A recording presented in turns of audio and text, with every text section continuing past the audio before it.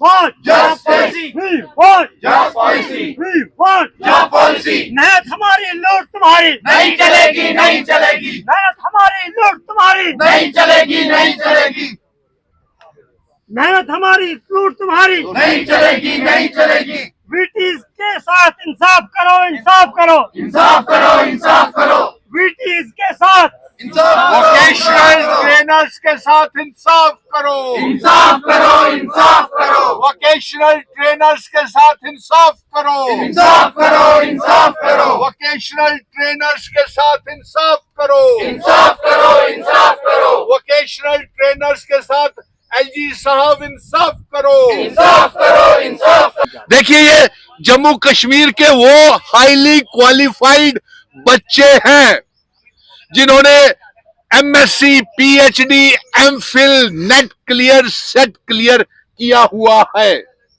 और अफसोस की बात यह है कि इन्हें सरकार ने, समग्रा ने गुलाम बंधुआ बना करके रख दिया हुआ है। ये मांग कर रहे हैं पिछले 9 सालों से कि इनके लिए एक जॉब पॉलिसी बनाई जाए। कोई ऐसी चीज की मांग नहीं कर रहे हैं। और दूसरा अफसोस इस बात का है कि हमने खुद ये बात चीफ मिनिस्टर साहब से, एजुकेशन मिनिस्टर से और जम्मू कश्मीर की सरकार तक ये आवाज पहुंचाई है। और education minister Sakina Itoo, chief minister Omar Abdullah साहब का यह मानना है कि इनके साथ बेइंसाफी हो रही है, क्योंकि जो प्राइवेट कंपनीज हैं वो इनके नाम के ऊपर करोड़ों रुपया निकलवाती हैं और बदले में इन्हें तंग, इनका शोषण, एक्सप्लॉयटेशन करते हैं। और जब ये अपने अधिकार की मांग करते हैं, ये देखिए हमारी छोटी छोटी बच्चियां, बेटियां और अपने बच्चों के साथ ये लेकर के आए हैं।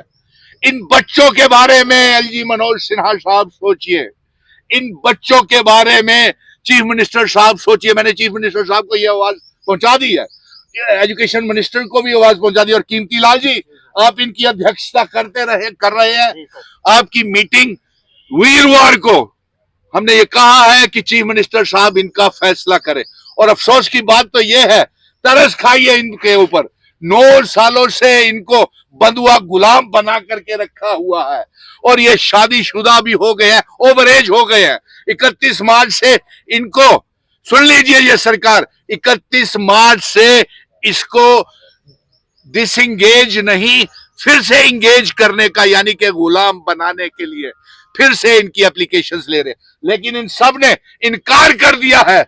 आपने इनकार किया है? आपने इनकार किया है? हाथ खड़े करके देख लीजिए चीफ मिनिस्टर साहब, इन्होंने कहा है कि हम कोई आगे प्राइवेट कंपनीज के साथ कोई समझौता नहीं करेंगे और आगे कंटिन्यू नहीं करेंगे, नंबर 1। नंबर 2, इनका यह कहना है कि सरकार खुद, समग्र जम्मू कश्मीर की सरकार क्यों नहीं खुद वो फाइनेंस डिपार्टमेंट जो है वो खुद इनकी जिम्मेवारी लेता, खुद तनख्वाह दे इनको और इनको इनरोल करे और जॉब पॉलिसी बनाए। और सबसे बड़ी बात यह है, अफसोस हुआ कल हमारे बच्चे कश्मीर में कम से कम भी हजारों बच्चों को अलग अलग पुलिस थानों में गिरफ्तार कर लिया और उन बच्चियों को ईद के दिन भूखे प्यासे, बिना पानी के, कई बच्चियां, बच्चे वहां पे फेड हो गए, बेहोश हो गए। उनकी कोई दवा दारू नहीं की गई, कोई डॉक्टर नहीं लाया गया और ईद उन बच्चों की जेलों में गुजरी। चीफ मिनिस्टर साहब, आपको जवाब देना पड़ेगा। आप तो मेरे एलजी साहब, मनोज सिन्हा साहब, आपको जवाब देना पड़ेगा, क्योंकि आपको ये मालूम है, ये नहीं है कि एलजी साहब या किसी को इनकी बात मालूम नहीं है। आप खुद मिले हैं, मिले थे ना आप लोग सारे, आपके डेलीगेशंस मिले हुए हैं। अगर ये अपने अधिकार के लिए जाते हैं, इन्हें लाठीचार्ज होती है। आज ये प्रेस क्लब से वहां से खदेड़ करके हरि सिंह पार्क में आ गए, लेकिन ये झुकने वाले नहीं हैं। और आखिरी वोकेशनल ट्रेनर, इसके साथ साथ बेरोजगार नौजवानों के साथ cluster resources coordinator, daily wager, national youth corps, रैबरेकिल, जंगलात, सेहत, तमाम बच्चों के साथ। अमित शाह जी, आप जम्मू कश्मीर के दौरे के ऊपर 7-8 तारीख को आ रहे हैं, आप इनके लिए एम्प्लॉयमेंट पैकेज लेकर के आए और दूसरा, रियासत के दर्जे के बिना ये बच्चे बड़े बेहद परेशान हैं, इनकी सुनवाई नहीं हो रही। डबल पावर सिस्टम है, कहां जाएं?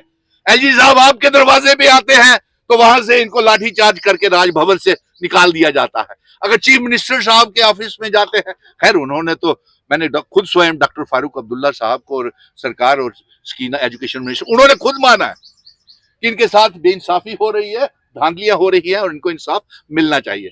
सो इसीलिए आज यहाँ पे हरि सिंह पार्क में हम प्रदर्शन कर रहे हैं, धरने कर रहे हैं कि वोकेशनल ट्रेनर्स को इंसाफ दो, इंसाफ दो, इंसाफ दो।